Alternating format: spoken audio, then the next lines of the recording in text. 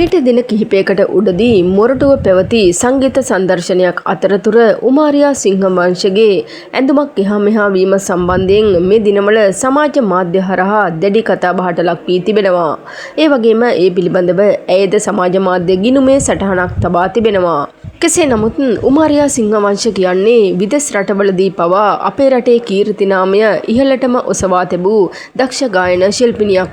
ඉතින් ඇයගේ මෙම අඩුපාඩුව පසුගිය දිනක සිදු වූ හේතුව නිසාවෙන් අපේ රටේ බොහෝ දෙනා ඇයව විවේචනය කරන්න පටන් අරන් තිබෙනවා. කෙසේ නමුත් ඒ පිළිබඳව උමාරියා සිංහවංශ විසින් තම Facebook ගිණුමේ මෙහිම සටහනක් තබා තිබෙනවා. ඩාම් වෙනවා ඩූම් වෙනවා ඉතින් කරන්න දෙයක් නැහැ. මම ඒක දැනෙන්න නැති වෙන්න මම මගේ ගායනය කරා. ඉතින් මේක කාටවත් ප්‍රශ්නයක් නැහැ නේද? ඇත්තටම අපේ රටේ මොනතරම් දේවල් තියෙනවද සොයා බලන්න. අපේ රටේ මේ තරම් ප්‍රශ්න තිබෙද්දී මිනිසුන් සොයන්නේ කෙනෙක්ගේ අඩුපාඩුව විතරයි. නමුත් මම මගේ ගායන හැකියාවෙන් මම කවුද කියලා රටට ලෝකයට පෙන්වලා තිබෙනවා. ඉතින් මගේ එක් අඩුපාඩුවක් අල්ලගෙන දිගින් දිගටම කියවන එක හරිම අසාධාරණයි නේද? මේ රටේ මිනිස්සුන්ට මොනවද තියෙන ප්‍රශ්න?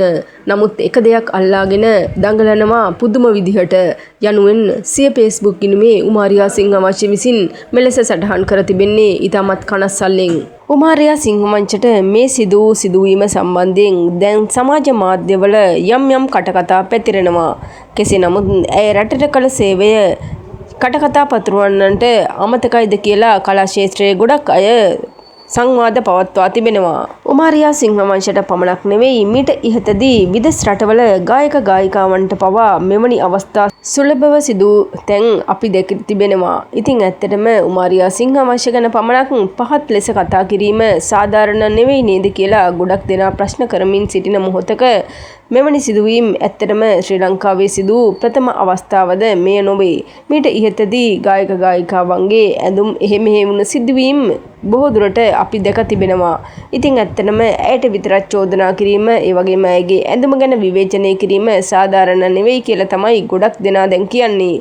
ඉතින් ඇත්තටම සමාජ මාධ්‍ය හරහා උමාරියා සිංහවංශට ගහන මඩ ප්‍රහාර ඇත්තටම සාධාරණ නෙවෙයි නේද කියලා කලා ක්ෂේත්‍රයේ ගොඩක් දෙනා ප්‍රශ්න කරමින් සිටිනවා. කෙසේ නමුත් කවුරුත් ඇයට ආදරය කරනවා. ගායක ගායිකයන් අතරින් ප්‍රසිද්ධ ගායිකාවක් තමයි උමාරියා කියන්නේ. ඒ වගේම ඇය විදෙස් රටවලදී පවා ලංකාවට කීර්ති නාමයක් අරන් ආපු ගායිකාවක්. ඉතින් මේ ගැන ඔයාලගේ වටිනා අදහසත් පහලින් කමෙන්ට් එකක් විදිහට ලියාගෙන යන්න. ඒ වගේම රටේ ලෝකයේ සිදුවන සියලුම තොරතුරු දැනගන්න අපේ නාලිකාව සබ්ස්ක්‍රයිබ් කරලා තියාගන්න.